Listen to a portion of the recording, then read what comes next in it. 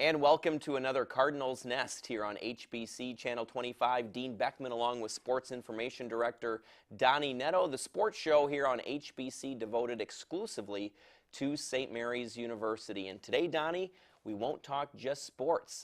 The upcoming spring musical at St. Mary's put on by the Theater and Dance Department at St. Mary's. It's the 25th annual Putnam County Spelling Bee, and we have Maggie, Allexsaht, and Bryan who will join us on the program today. They are both in the musical, and we'll get a preview of the musical and to hear from those two students. Yeah, and since they haven't really seen it up top there, we can ask them how to spell my last name, and we'll see how good of spellers they actually are. Right. So it'll be fun to have Bryan on because I do know Bryan very well, and I promise him that I'm not going to be nice to him. So well, we'll see what happens. And from what little I know of Bryan, I don't think he's going to be nice to you back. So it goes both ways. It'll be fun. And but first, though, before we get to that segment, we'll take a look back at the previous week in St. Mary's University athletics. Donny, the women's hockey team is on the verge of something special this year. Right now, they're only a point out of first place, although we should also say that the way things are bunched up in the women's hockey conference, and there we see the standings, they're also not far from 5th and 6th place either. So a lot will turn on some upcoming games this weekend. But right now, the Cardinals, I believe, on a 3-game winning streak in women's hockey. Yeah, it's nice to be able to talk about not only the chance of making the conference playoffs, but also a chance to win a conference title. And the Cardinals are playing very, very well right now. They're coming off back-to-back wins over Augsburg, very convincing wins. And we talked last week on the show that they really needed not only to win, but they needed to win convincingly, get that offense going again. And 5-0 and 3-1, those are pretty convincing wins, and it was good to see for them. They're playing very well. They're getting some solid goaltending, and offensively, they're finally getting some scoring. It was interesting. The first 11 games of the season, their leading scorer from a year ago, Nicole Olson, had 1 goal. Now 19 games in, she's got 8 goals. So for her to score 7 goals in the last 8 games is obviously a huge boost for the Cardinals. She had 2 goals on Friday night and another one on Saturday. So she's playing very well, and obviously they're getting scoring from a lot of different people right now, and that's very important. Haley Coulsett had a goal on Saturday as well, so she pushed her team leading total to 9. So things are looking very good right now. But like you said, the problem is with 6 games left in the regular season, they could be 1st or they could be 7th the way things are going right now. So big weekend this weekend, 2 home games against St. Benedict, and then they've got a series against Gustavus, which is the team that leads the conference right now, and then they close out against St. Olaf, a team that beat St. Mary's earlier this year. So they've got some very tough games ahead. It's going to be interesting to see how things unfold in the last 3 weeks. I was talking with one of the women's hockey players today, and what I really liked about that conversation is she was already talking about last year's loss, first round of the playoffs to St. Olaf. So they want to get farther. They know they probably should have gotten farther last year, and that's definitely the goal this year. Absolutely. They put themselves in a very good position in terms of getting to the playoffs. But I think you're right. Just getting there isn't going to be enough for this team. And it's a team that's talented enough not to just get there, that can make a very deep run. And hopefully, they'll go into the playoffs maybe as the conference champion, which would mean they'd have the -- 1 seed. They'd have a home game in the 2nd round. They'd get a bye for the 1st round. So there's a lot at stake in these last 3 weeks. And they play Gustavus, the team that's leading them by a point. And then the week after that, they've got St. Olaf. So they close out against St. Olaf, a team that they certainly needed to sneak through last year to get into the playoffs. So it'll be a couple of weekends of really heated rivalries for the Cardinals right now. All right, so we'll see what happens this weekend. We'll have more to report on that next week. So the Cardinals women swept Augsburg last weekend. The men were unfortunately swept by the Augies. And Donny, I was at Saturday's game, and that was that 5-3 final. And what was astounding about that game is the Augies got out to a 4-0 lead, but in the end, the Cardinals did end up out-shooting the Augies, so the score was not indicative of the kind of game it was. Yeah, it really was. They played very well on Saturday, and like Coach Moore said, the problem was they didn't play for 60 minutes. They had a good, solid 40 minutes. The problem is by the time they finally decided to get things going, they were digging themselves out of a 2-0 first period lead and a 4-0 lead, deficit in the 2nd period. So they need to be able to start a little better than that. They did have a good start on Friday, scoring the 1st goal. Problem was that Augsburg came back and was able to sneak by them 4-3. It's been a season of kind of bad breaks for the Cardinals right now. There seems to be that puck does not want to bounce the way of the Cardinals, and that happened again Friday night. They had a bad bounce off of the backboards that came out in front, and they got an easy goal off of it. And right now, when things are struggling, it seems like those are the things that kind of pop out. Is that we need a break now and then, and right now they're just not able to get that break. Bobby Thompson had a great weekend for St. Mary's. Freshman had 3 goals, 2 goals on Friday night and another goal on Saturday. So it was good to see him get his first 3 goals of his collegiate career. And Kevin Wentland continues to play very well. He's got 11 goals and 10 assists for 21 points. That's an outstanding performance with 4 games left. And Donny, I have to bring this up. Your son almost got a goal in his first collegiate goal. I thought several times in Saturday's game against Augsburg. He came this close, and the goaltender conference, all-conference goaltender came up big with the stop every time. Yeah, it's starting to bother me a little bit. He needs to get that goal because this has really got to come off. It's starting to bother me a lot. That's the bet, is that right? Well, it's interesting. We kind of made a joke at the beginning of the year. I said I wouldn't shave until he scored that first collegiate goal, and here we are with 4 games left, and I still haven't shaved. So, Joey, please, this weekend, it would be nice for you to get that goal. Joey, he's going to get it done. He was sure trying last weekend, I'll tell you that. Let's go to women's basketball now, and the Cardinals, Donny, are on a bit of a skid. It seems like ever since Jamie Steffley with that knee injury went out of the lineup, she hasn't played and will probably be out the rest of the season. They've had trouble scoring enough points to win. Last weekend against Hamlin came very close, 70-57, but again, that final score not indicative of the game because the Cardinals made a huge run in that second half. I think they pulled within 2 before Hamlin pulled away very late. Yeah, it was one of those where they kept battling and battling and battling to get back in the game, and every time they got close, then Hamlin would make a little run of their own. And really, it was not a 70-57 final. It was much closer than that. St. Mary's had to foul late in the game, and that certainly had some bearing on the final score. But you're right. Without Jamie Steffley in there, they are a different team, and it puts a little more added pressure on Jess Miller and Sherry Kulig and even Kim Kaminsky. She's being asked to play a lot more minutes now without Jamie in there, and is really doing a fantastic job. She had 16 points against Hamlin to lead the way, which was tied her career high. So it was great to see her have a really solid game, and I think that Coach Pearson is very happy with the way Kim is playing. Kim's a very physical force. She's a very aggressive player, and she's doing what Coach Pearson's asking of her, and that is give them more minutes. And hopefully down the stretch here, St. Mary's is certainly still in the playoff hunt.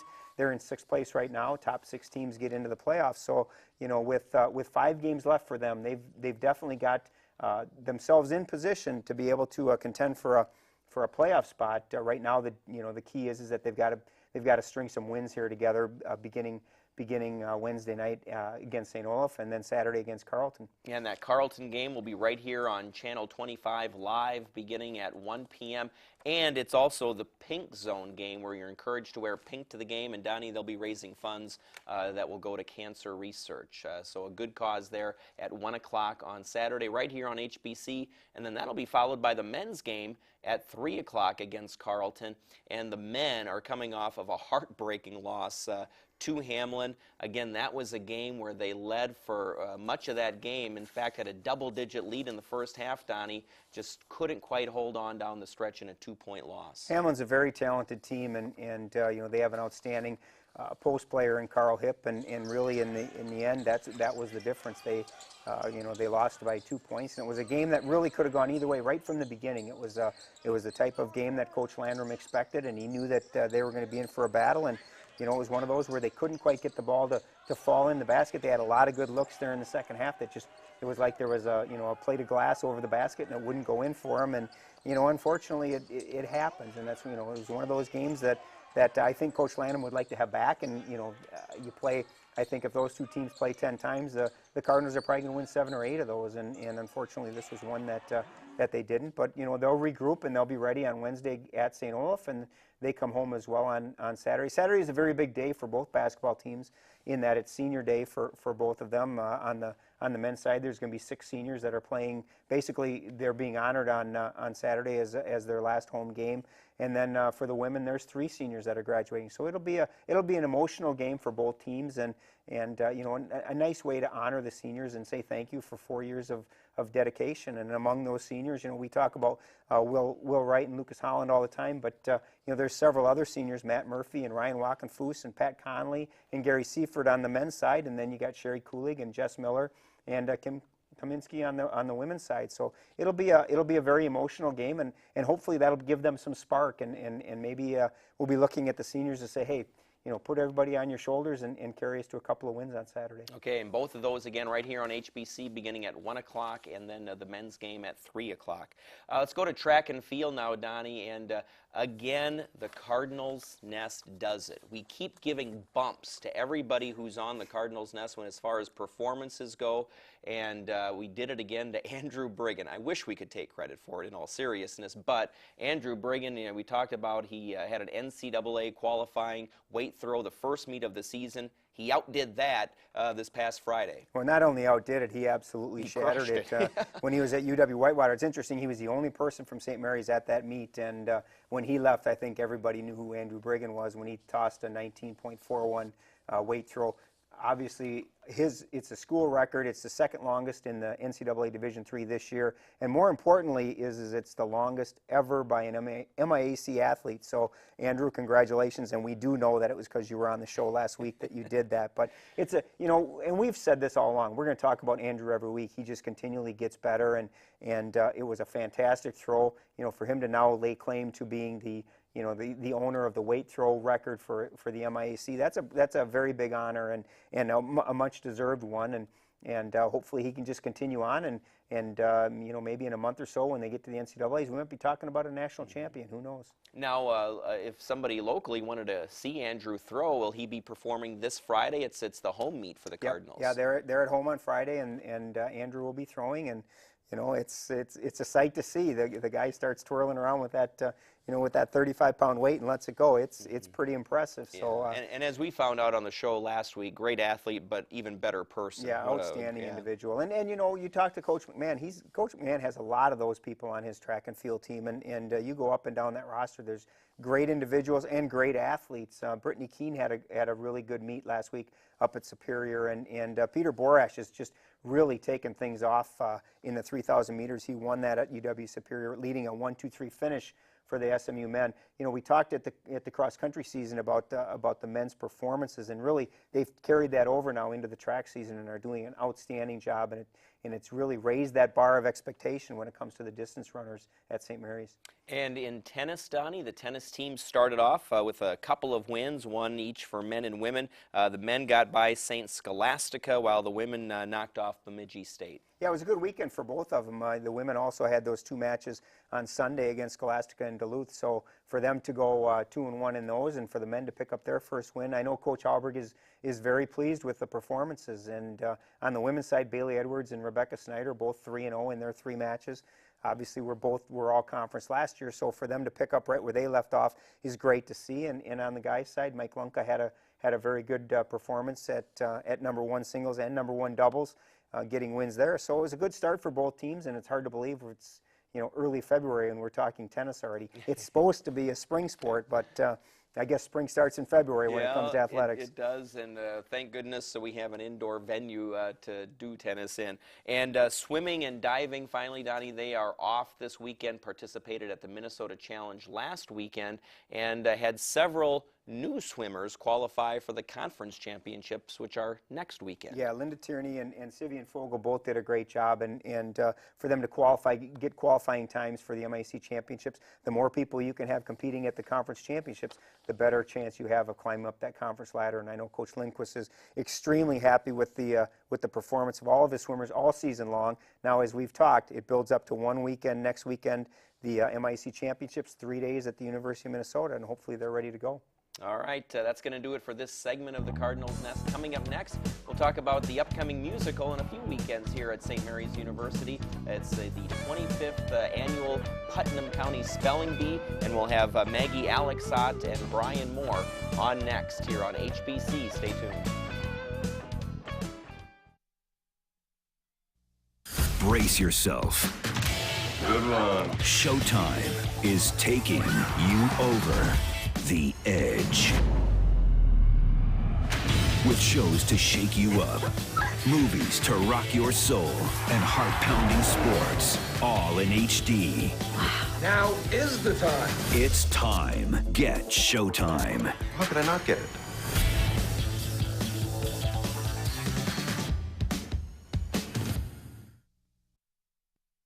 Hey, I'm Buddha, inviting you to join me for a brand new show here on HBC TV 25 called Real Attractions.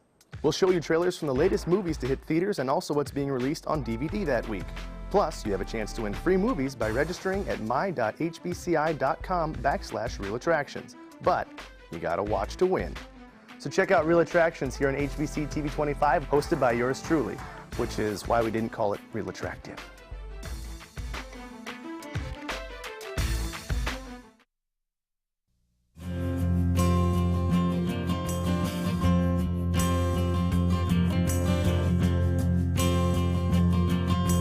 I think we're back in business.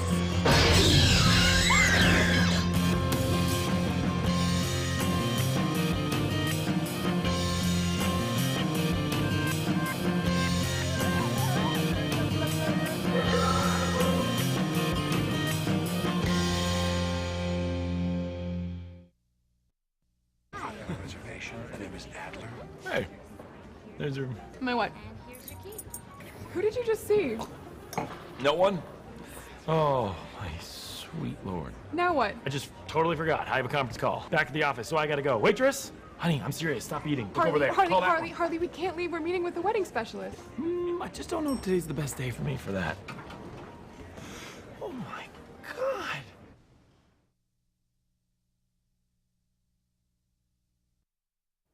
And we are back here on the Cardinals Nest. Dean Beckman, Donny, Nadeau, joined now by some of the upcoming actors in the theater and dance department's musical that's coming up in a couple of weeks on the St. Mary's campus at Page Theater. It's the 25th annual Putnam County Spelling Bee, and I can't wait to hear more about the play. And Bryan Moore and Maggie Allexsaht will tell us more about the musical. But first, we need to know a little bit more about Bryan and Maggie. So Bryan, why don't you start us off? Tell us a little bit about where you're from, how you came to St. Mary's, how you got into theater in the first place, and now tell us a little bit about your major at St. Mary's. Okay. Well, I'm Bryan Moore. I grew up in Woodbury, Minnesota, which is about 5 minutes east of St. Paul. I started doing theater when I was 9. My choir director kind of conned me into auditioning for a community musical, and from there I just fell in love with it, and I love being on stage. I love the attention. Being a middle child, right, kind of. And so these bright lights, they don't bother you a bit? Not at all. You welcome them, right? Oh yes, oh yes. That's great. And Maggie, how about you? I'm from Southwest Minneapolis, and I got started in theater probably around the same time Bryan did, doing productions at my church, and then doing them in high school and middle school and stuff like that, and I just really loved it. Same reasons as Bryan. So, and I came to St. Mary's because of the theater department. That was what really drew me here, and I've loved it. All right. And now I should have asked you this. What year are you at St. Mary's? We're both juniors. We're both juniors. Both juniors, okay, great. And so, Donny, go ahead. I was just going to say, obviously, for those that don't know, your father is also at St. Mary's as the head hockey coach. Is that one of the reasons that brought you to St. Mary's? It was, actually. Originally, I was planning on coming to St. Mary's, and in August, he got the job as head coach, and it really influenced it, kind of helped me stay here because obviously there are perks to having a parent who works at the school. So, I mean, it just makes life a little bit easier than paying for college. Sure. So you're both juniors, and now you're both some of the key performers in the upcoming musical. The musical, by the way, is February 24th through the 27th, and there's ticket information there. It's $10 for adults, $5 for students and seniors. The 24th, 25th, and 26th at 7:30 p.m., and then the 27th at 3 p.m. So tell us a little bit about this 25th annual Putnam County Spelling Bee. It's a comedy, right? It is. Yes, so we'll start off there, and basically, from what I know of it, there are six spelling bee performers, and that's kind of basically what the musical takes shape around, correct? Yep. It's about these 6 12-year-old kids, and they're all competing in this spelling bee, and you know, it's just all about the difficulties that they face being at the spelling bee. It's very funny.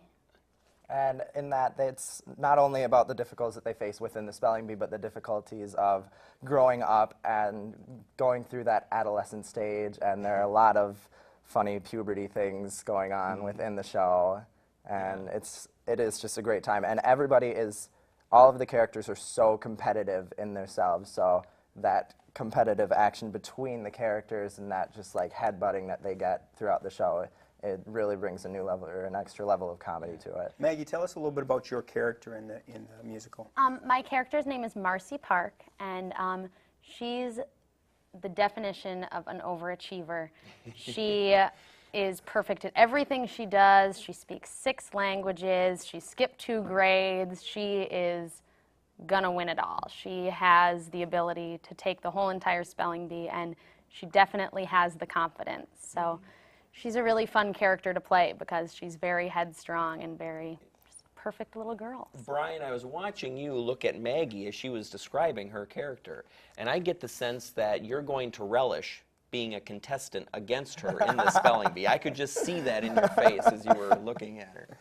The character I play is William Barfay. He is a very troubled young man. He's kind of a bully. He's very, again, headstrong, very competitive, and he needs to win. The 24th Putnam County Spelling Bee the year before, he was taken out due to a medical emergency. There were peanuts in the brownies, and he is deathly allergic to peanuts. So he had to, unfortunately, forfeit. So this is his year. He's ready to fight for it, and he will take out anybody who is in his way. You know, I was looking at a description of the performers in the spelling bee. I have a son who's almost 12, and he fits most of these. The only thing he's not is a wide-eyed offspring of hippie parents. At least I don't think. You know, so it sounds like we've got a mix of just about everything from as far as the 6 contestants in the spelling bee, right? Who are the other contestants? Can you, in terms of the actors that are playing them, the St. Mary's students, who are they? Let's see. The 6 contestants are Leaf Coneybear, who is the hippie child, is played by a junior Matthew Gorgone. Chip Tolentino is last year's winner. He is played by one of our British students, Matthew Kirk. And then on the side for the girls, Logan Schwartzengrubernier is played by freshman Katie Sapper, and Olive Ostrovsky is played by another freshman, Lydia. Okay. Is that contestant's name part of the spelling bee? Because that would be difficult to spell. Yeah. I don't want to repeat what you just said. Schwartzengrubernier. Yeah, I don't know if I could spell that one either. So. What are the most difficult words you have to spell in the spelling? Now, I know you don't want to give away the whole musical, but... My hardest word is Kaimakam, which is... You had to learn that one for I this did. musical, I screwed up a lot, actually. So I need to work on that one. I think my hardest word would probably be the word crepuscule. Okay.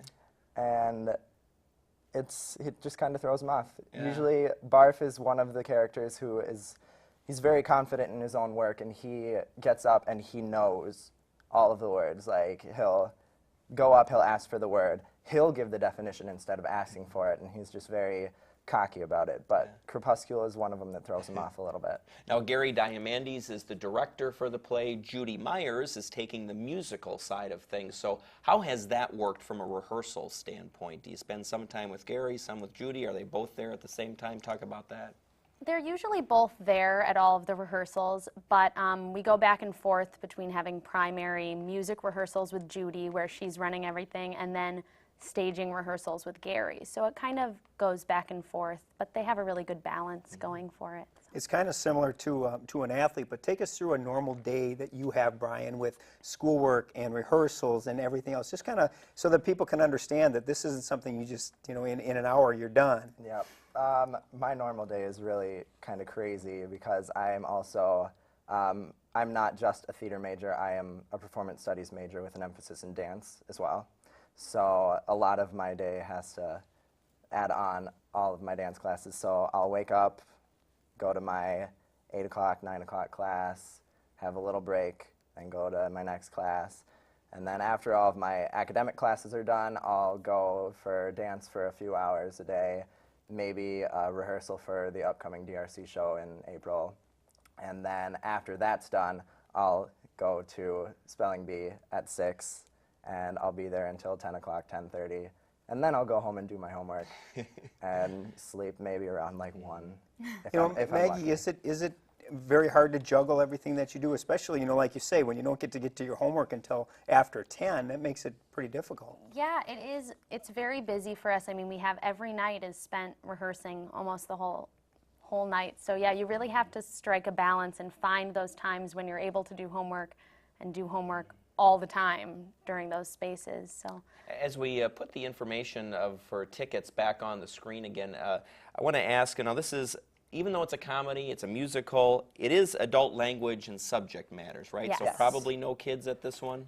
Probably yeah, not. probably not. Okay. Because when I first saw it, I thought, oh boy, that would be fun to take my 11-year-old to, but given the details as I read further, probably not. So. Yeah, it goes a little bit over the top. Good to know, sometimes. fair warning, but definitely we encourage you to come out and see it. $10 for adults, $5 students and seniors, and there you see the ticket information on the screen. All right, Bryan Moore, Maggie, Allexsaht, thanks so much for being on the show, and good luck here in a couple of weekends. Hey, thank you very much. All right, stay tuned. Donny and I will be back to wrap things up on the Cardinals Nest right after this on HBC. HD Next Sunday Concerts brings the biggest events in music right to your living room. The Rolling Stones.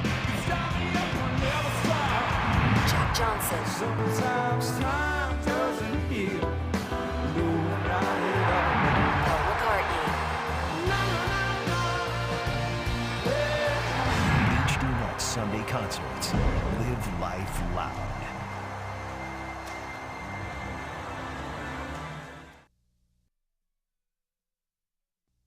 To compete for the Sprint Cup Championship, you need to communicate effectively with your team.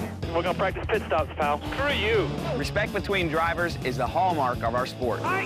Of course, your crew chief has to stare down the pressure every single lap. For all 4 tires, no 2 tires. 2 tires. You haven't really seen the race until you watch Inside NASCAR. Inside NASCAR, Wednesdays at 9, 8 Central on Showtime. New season premieres February 16th.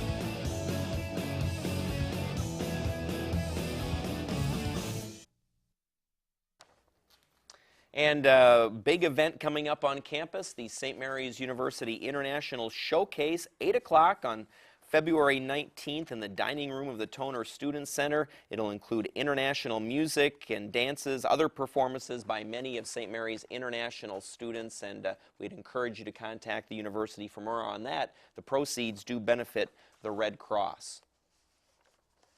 And also in the Lillian Davis Hogan Art Gallery, it's The Eye Behind the Eye, the art of William Barry. This is fantastic. If you get a chance, do go up there. It's free, 9 a.m. to 8 p.m. daily, and it's just some terrific art from throughout the life of William Barry. And finally, back open for business this semester, the Cardinal Corner, which is raising money for an orphanage in Poland this semester. One of the students that you see in the picture there, Anya McNamara, actually grew up in that orphanage in Poland, now a student at St. Mary's. She's giving back and raising money through the Cardinal Corner.